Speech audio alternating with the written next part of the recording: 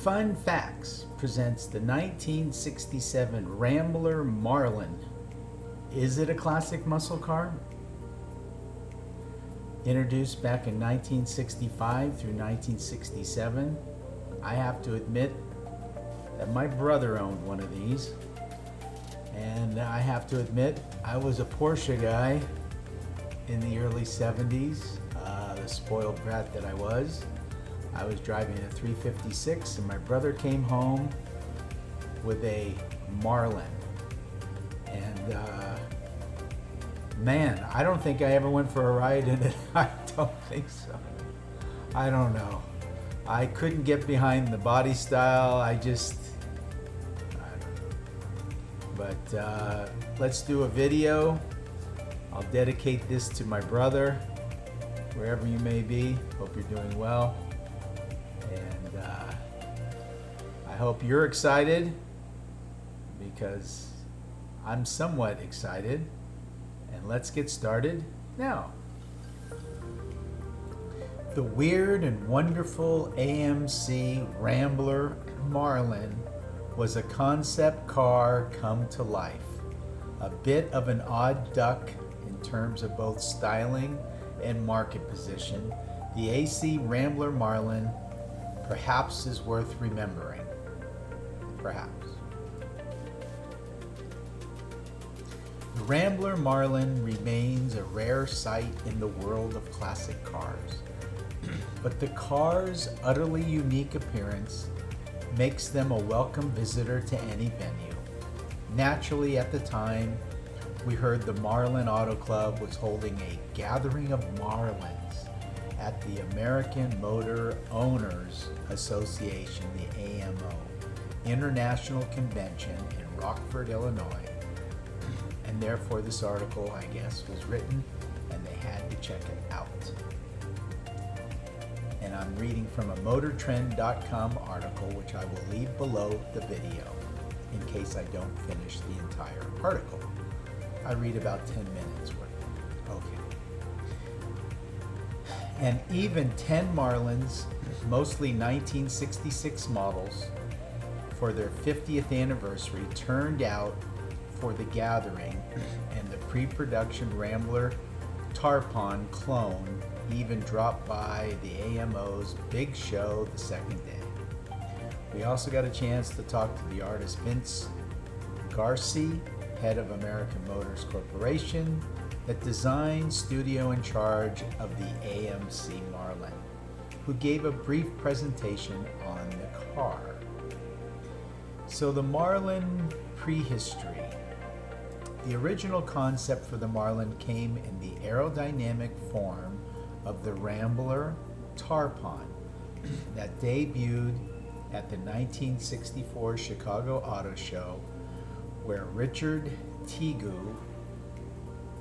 design marked a radical departure from the normally conservative look of Ramblers and AMC offerings. While a bit smaller and lacking some of the refinement of the production Marlin, the Tarpon was essentially the same basic concept. It was a pillarless coupe that fell somewhere near the personal luxury coupe market. The most striking feature is the sloped fastback roofline that terminates at the rear bumper. That long aerodynamic teardrop shape hark back to mid-century designs like AMC's predecessor, the Nash Airflight. Built on a convertible Rambler American, the Rambler Tarpon toured the country on the auto show circuits and came back with favorable enough reactions that AMC president Roy Abernathy greenlit production of the car with the new name Marlin for the 1965 model. Like the Tarpon, the 65 was built on the Rambler American platform, but all overall design was changed from a 2+2 coupe that might have slotted into the pony car market to the larger 3+3 family coupe design to appeal to the market's trend toward bigger cars with more appointments. The request for more passenger room was handled in no small part. The feedback came that the headroom in the back was insufficient. They wanted a 1.5 inches more of headroom for the rear seats. We hated that thought because it took away from the sleekness. Nevertheless, Garcia's studio went to work on Abernathy's request for more headroom. Kevin Goodnow discussed that the change very well, I think, Garcia said.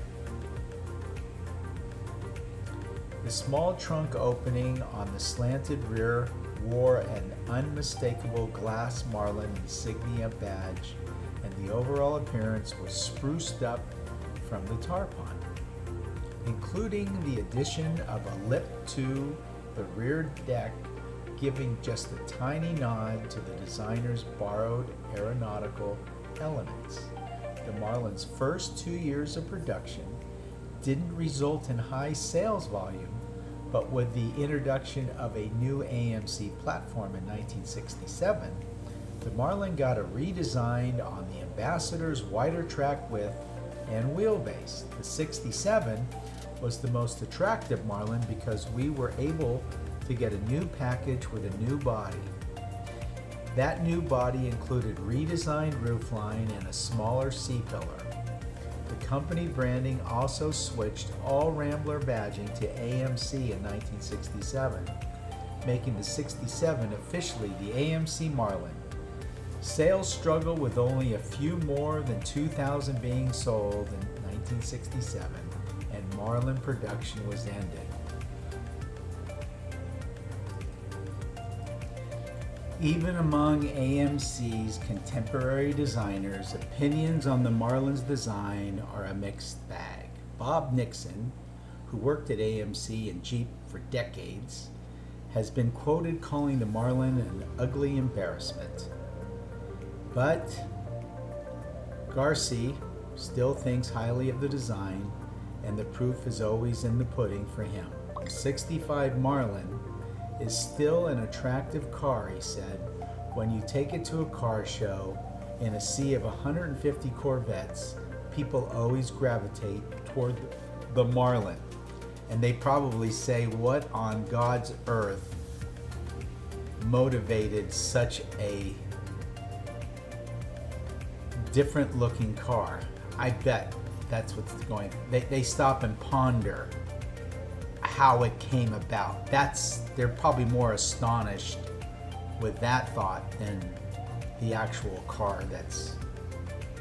I don't know. Like I said, my brother owned one. In my little bit of research on this, this article doesn't touch on. It has a 390 horsepower V8, and I think that's pretty impressive. So I don't know the weight of this car, but I'm sure it's a 3,000 pounder, and I'll try to find some information on some overall horsepower and foot-pounds of torque, and let's see what we can find out if it did any quarter-mile times. The new model met with mixed reception in the press. Popular Mechanics magazine recorded 0 to 60 miles per hour in 10.8 seconds by manually shifting the automatic transmission, and fuel economy of 18.14 miles per gallon. Motor Trend magazine found that the Marlin well balanced and said it added to the market's various personal performance sports cars. The San Francisco Chronicle praised it and noted effortless cruising at 80 miles per hour. Hot Rod magazine ran the quarter mile in 17.43 seconds at 79 miles per hour with a 327 cubic inch 5.4 liter and a flash-o-matic transmission.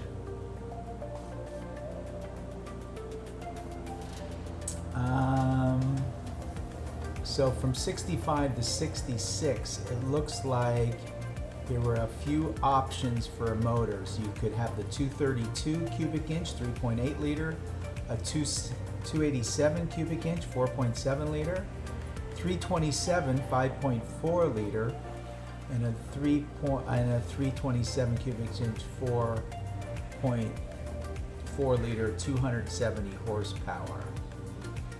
3-speed manual, 3-speed with overdrive, 4-speed manual, 3-speed automatic, 3-speed shift command and console.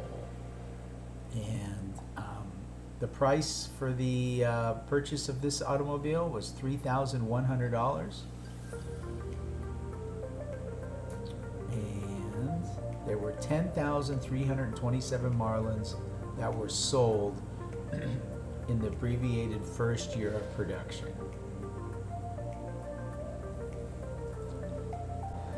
Well, if you found yourself this far into the article, into the video, I've been reading from Wikipedia for the specs on the motors and transmission and 0 to 60 miles per hour. I'll leave a link to the Wikipedia article below in the description. So we'd like to thank you for taking the time out of your day if you've come this far into the video. And if you like our video, please give us a thumbs up, as it really does help our channel. And if you like our channel, please subscribe, because we'll be doing all the muscle cars, the hybrid cars, the supercars, the sports cars, the autoramas, the custom cars and hot rods. So a little bit of everything for everybody. Thank you always for taking the time out of your day. We wish you a great day, and always, always, always take good care. Thank you.